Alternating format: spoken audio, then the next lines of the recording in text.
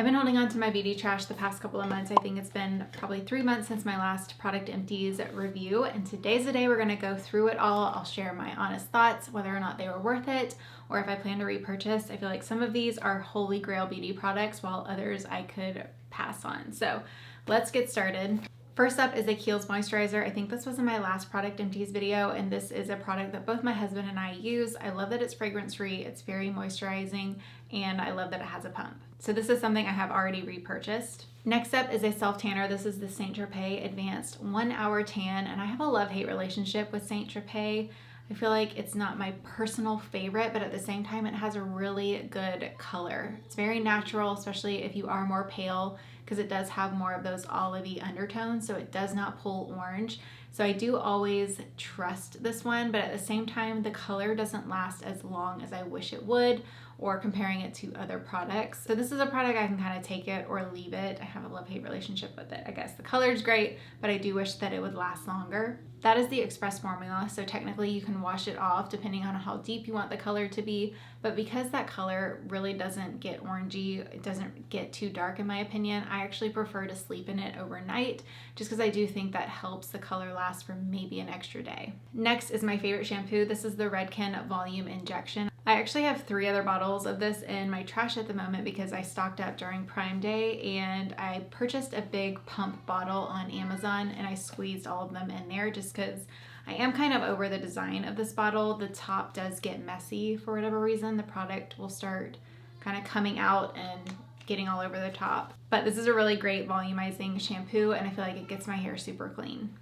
Sorry if you hear my daughter having fun downstairs. But next up is the Moroccan Oil Dry Shampoo. This has definitely probably one of the most holy grail products in my life. Probably the most repurchased product in my life. I just love the undertone of this. I have very fine hair, and this one does not make my hair feel gritty or too textured, which is why I love it compared to other dry shampoos on the market. It does have a purple undertone, which is great for blondes. It helps to brighten up those undertones, and my hair can pull a little orangey if it gets too dirty. So this is a holy grail. I have backup on backup of this product. I usually stock up during a Sephora sale twice a year. I also do like the travel size bottles for when I travel as well. Next up is another holy grail that I repurchased over and over again. It's the mascara I always end up going back to. This is the Dior Over Curl Mascara, and it comes in 3 color options. I do prefer the brown shade.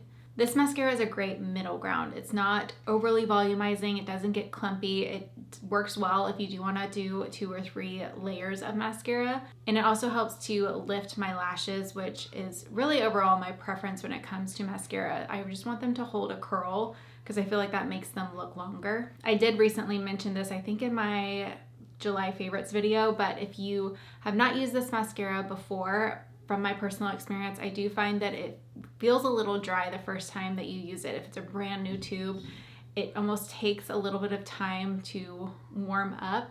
So if you don't love it the first go around, I would say give it another couple of days and it completely changes on the lash for whatever reason. Next up is my favorite deodorant. This is the Donna Karan Cashmere Mist. This takes forever to go through. I feel like I've been using this one for at least a year now, I want to say. I do already have backups of this because I do stock up during the Nordstrom anniversary sale. I didn't this year because I still have plenty in my back stock, but this just smells really good, and it is the most effective deodorant that I have personally ever used. So this is something I will definitely be repurchasing again when I need it in the future. This isn't a beauty product, but I still wanted to share it with y'all if you're looking for a good coffee recommendation. Our favorite this year has been the Snake River Roasting Co. out of Jackson Hole, Wyoming.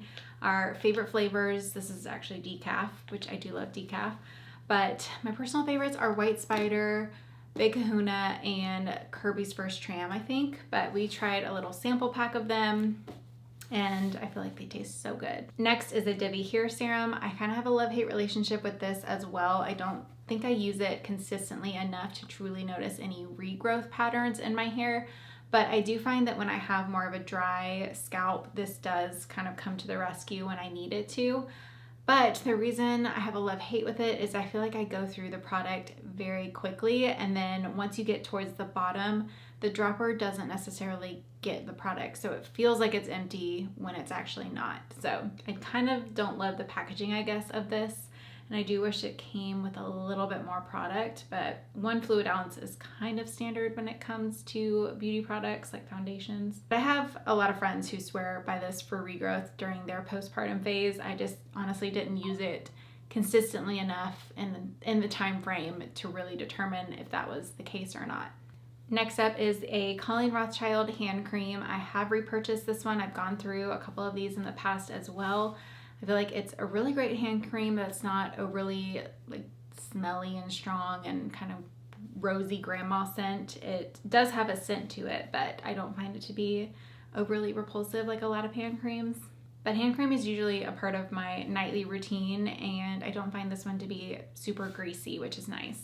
Next empty is a Ritual prenatal multivitamin. I've used these for a couple of years. I will double check and see if I have a code there. I've worked with them in the past, but this is something I've also purchased and used on my own.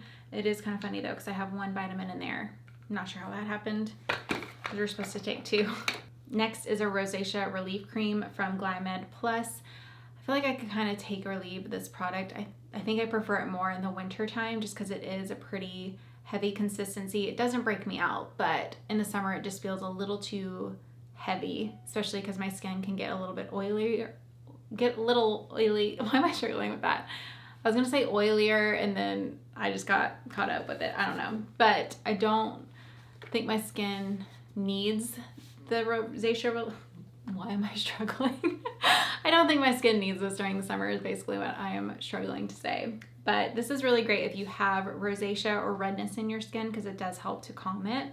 And I usually use this after toner and before a moisturizer. Next is my brow pencil. I have repurchased this over and over. I'm about to run out of a 3rd one of these and I already have a backup. I do go through these fairly quickly because my brows are blonde without anything in them, so I have to completely color it in. I can't just do a couple of hairs in the front like I see some people do on TikTok because my whole brow would be a different color basically. But I use the shade 1.5 taupe. It's a really nice neutral color if you are fair skinned and have lighter features like I do. I feel like it's very comparable to the Anastasia Brow Wiz and it is much, much cheaper. Next, I cannot believe that this is the first time I've used one of these up. I maybe have used one up a couple years ago, but I have so many of these and that is why it has taken me a while to get through them because I don't use the same one every single day type of thing.